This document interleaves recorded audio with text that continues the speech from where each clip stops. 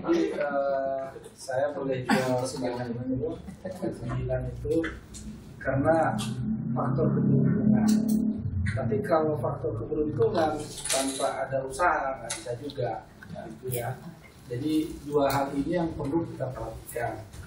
Nah, kalau faktor keberuntungan boleh saya katakan karena saya kenal semua orang-orang yang beli ini. Saya kenal karena kenapa? Karena dulu saya sekantor dengan mereka. Nah, jadi networking ya, tadi juga disebutkan networking. Networking itu memang sangat penting. Nah, networking itu kita kalau ada buyer, kita harus bisa baca. Kita baca kira-kira punya daya beli apa enggak, gitu kan. Terus kedua mau investasi apa enggak. Nah, itulah saya sebarkan di tadi kan ada disebutkan juga hidup berkelompok. Nah, saya sebar di grup tadi. Saya sebar di grup, terus kemudian dapat respon. Dapat respon itu biasanya menular gitu kan. Mereka dari mulut ke mulut gitu kan. Nah, sebenarnya saya bisa dapat lebih banyak. Cuman masalahnya mungkin waktu ya, karena saya masih ada pekerjaan lain. Waktu yang membatasi juga.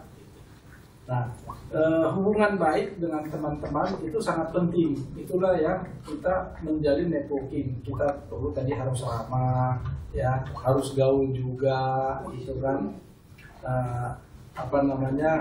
Dan mereka akan melihat kalau kita pernah kenal mereka lihat latar belakang kita, karakter kita kayak apa, gitu kan. Apakah kita orang yang bisa dipercaya?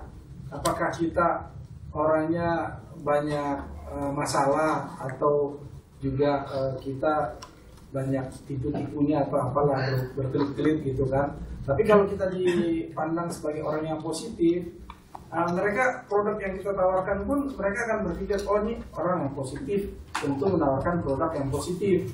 Dan saya juga mengatakan ke teman-teman, saya bilang saya itu berbisnisnya jangka panjang, saya bilang, dan apa adanya gitu kan. Bahkan saya buka sendiri, saya dapat berapa saya buka sendiri.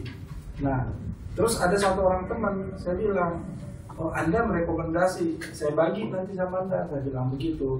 Jadi kalau ada teman kita mau menginformasikan, merekomendasikan kita untuk beli produk kita bagi saja sama dia, gitu kan. Ya, tapi sabar ya, nanti kalau udah turun saya bagi, percaya saja gitu kan. Jadi ya, kita sifat berbagi itu perlu juga dengan hidup berkelompok.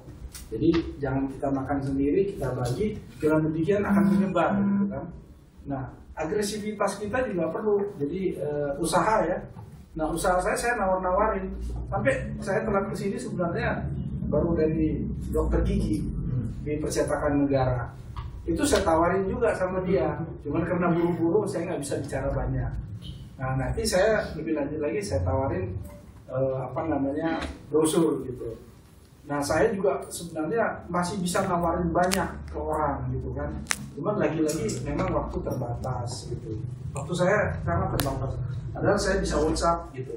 Cuman ke depan saya berharap begini, kalau ada listingan, jadi saya terus terang aja ingin ada listingan, itu listingan teman-teman atau siapa, saya masukkan ke website. Cukup websitenya itu saya kirimkan ke teman-teman lewat WA ke grup gitu kan. Ini ada rumah harga murah misalnya 1, sekian miliar, bagus loh. Nah, kita kirimkan.